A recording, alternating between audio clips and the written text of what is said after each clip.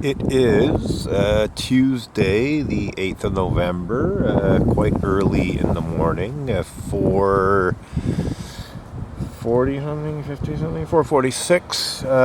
We're looking at the partially eclipsed moon. I'd say it's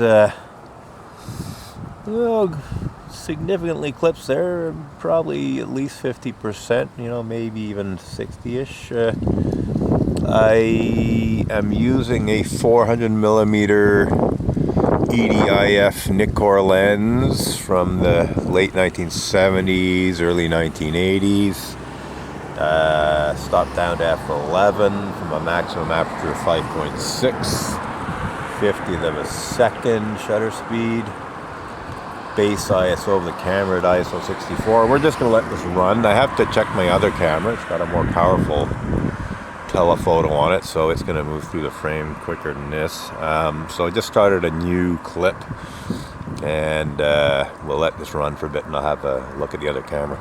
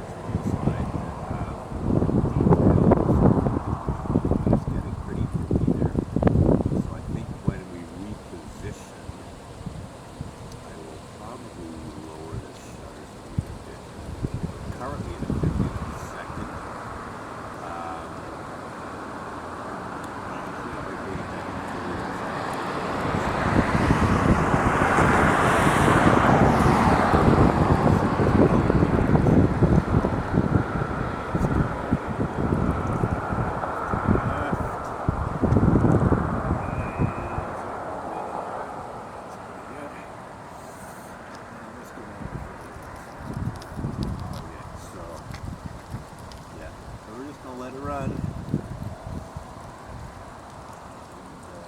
It's coming down at a fairly steep angle, so it should not get too far off.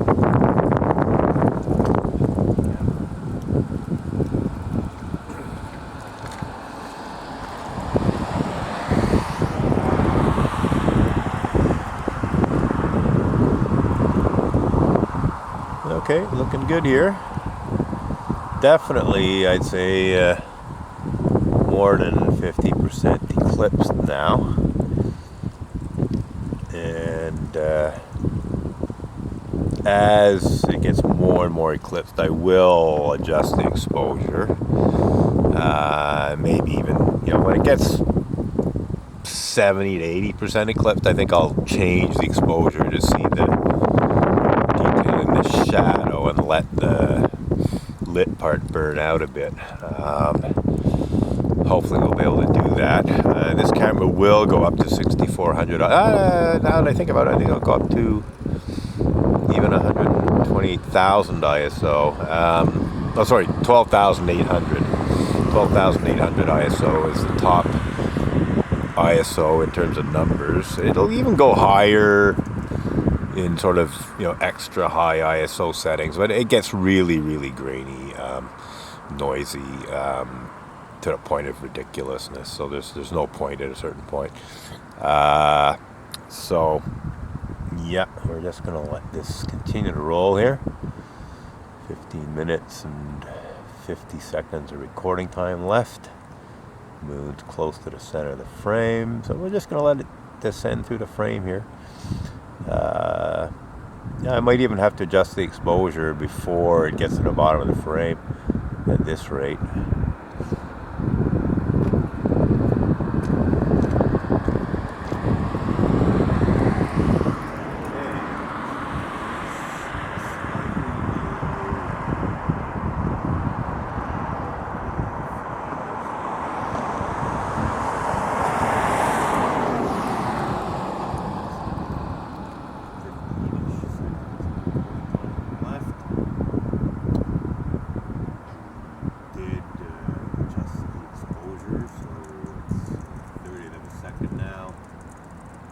F16 in real terms. F8 on the camera lens. We've got a sometimes teleconverter attached to the stars.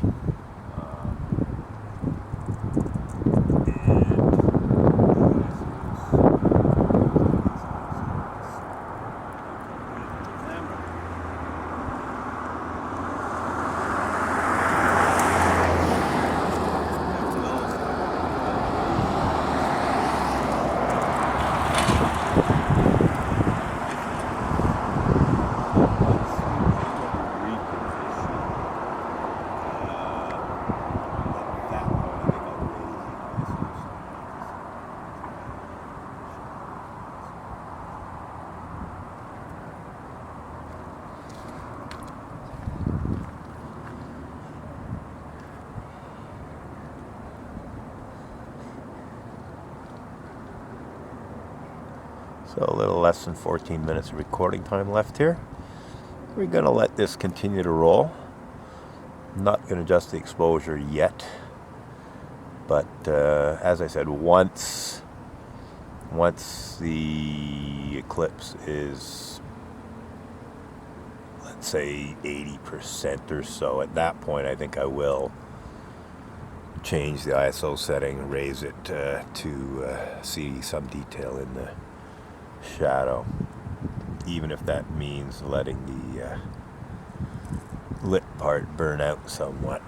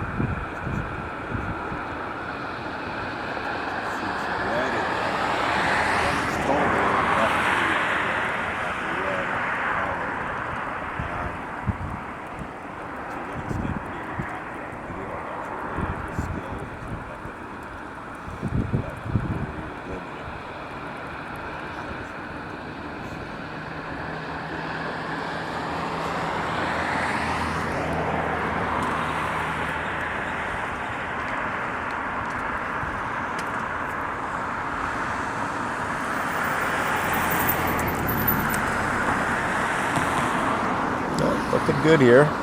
Pretty happy with what I'm seeing on the screen. And just going to let it roll for a bit longer, let the moon continue down through the frame here. And at a certain point, you know, as it gets lower, we will reposition so the moon's back in the upper part of the frame to descend through it again. But for the time being, we're just going to let the camera continue to roll for another minute or two.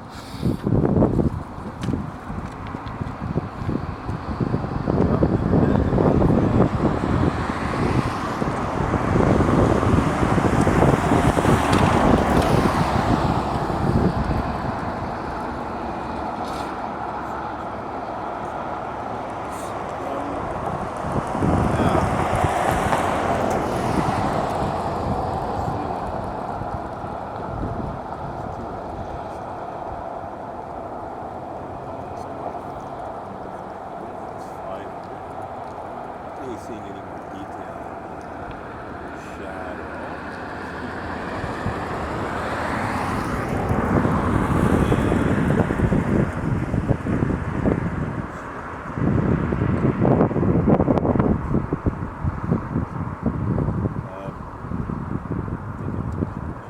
So now we're at 1600.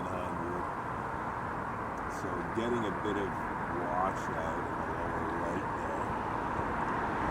But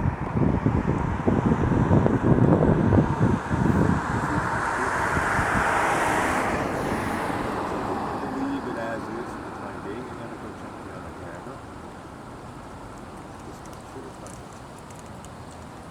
Actually, I'm going to focus a little bit here. But I don't want to mess around too much. So for now, we'll leave it.